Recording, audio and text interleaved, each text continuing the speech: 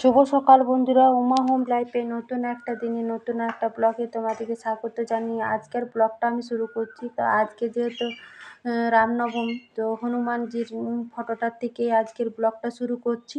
তো এখানে আমার একটা হনুমানের ফটো আছে। তো জয় শ্রী রাম, জয় শ্রী হনুমান। তো আজকে রামনবমী, তো ওই জন্য এখানে একটা স্নান ঝান্ডা ছিল, করে আমি ধূপ দেখিয়ে দিলাম।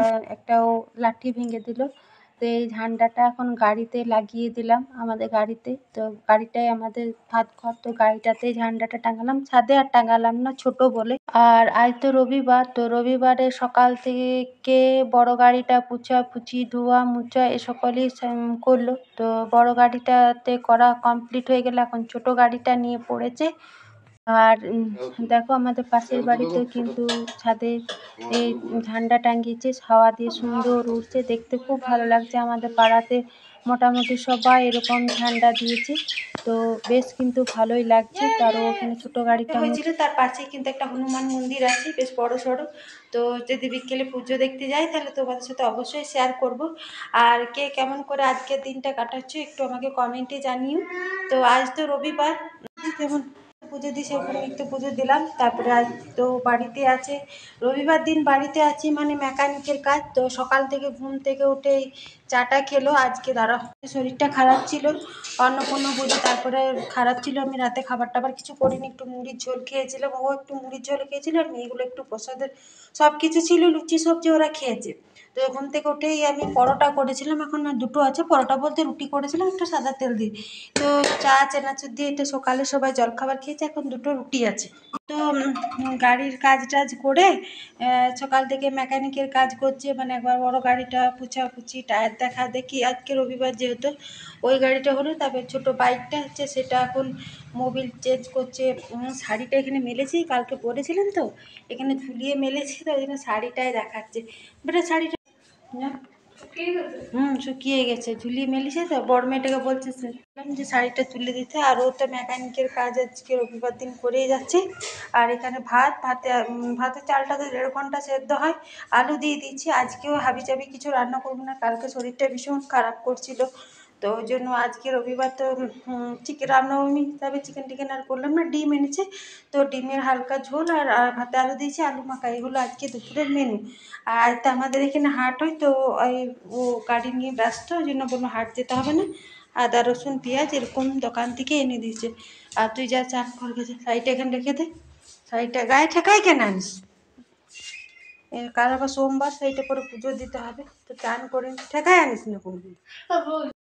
তো ভাতটা নামালাম, আর এখানে আলুটা দেখো বার করে নিয়েছি, ডিমটা সেদ্ধ হতে দিয়েছি, ভাতটা হয়ে গেছে। আর ভাতটা হতে হতে এখানে আমি আদা রসুন ছাড়িয়ে নিয়েছি, আর পেঁয়াজ। বড় মেয়েটা মাথায় স্নান করলো। আর এখানে দেখো ডিমটা আমি ভাজতে দিলাম, ছোট মেয়েটার ডিমটা ভাজা চলবে না, ওর ডিমটা সাদায় রাখতে হবে, যেন ওর ডিমটা সাদায় রেখেছি। আর একটু জিরা লঙ্কা খড়া দিয়েছি, আর এগুলো কিন্তু সেই ছোটো মতন মেলাতে হামল দিস্তে কিনেছিলাম, ওটাতেই লঙ্কা গোলমরিচ সব কিছু থেতো করে নিয়েছি।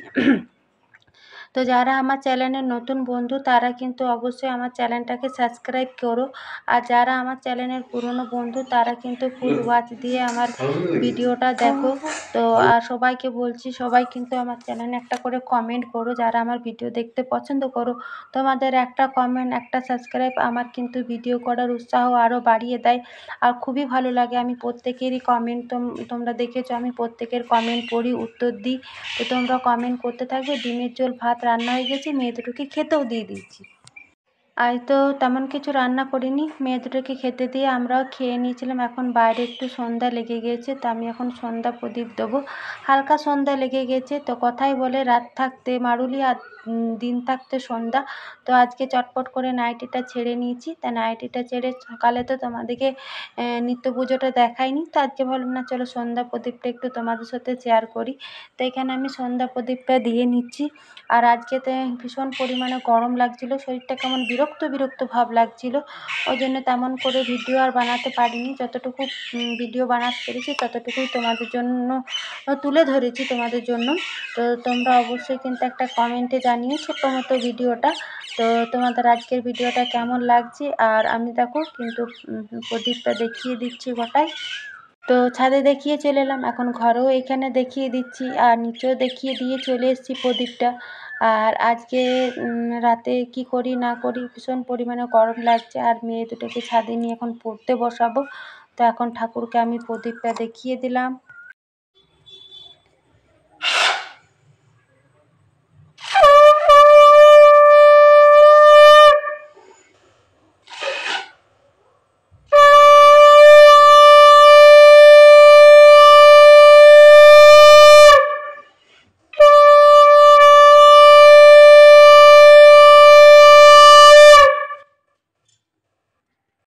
তো আমার সন্ধ্যা দেওয়া কমপ্লিট। তো ভিডিওটা আজ আমি এখানে শেষ করছি। আমার ভিডিওটা তোমাদের ভালো লাগলে অবশ্যই চ্যানেলটা সাবস্ক্রাইব করবে, একটা লাইক করবে, কমেন্ট করবে।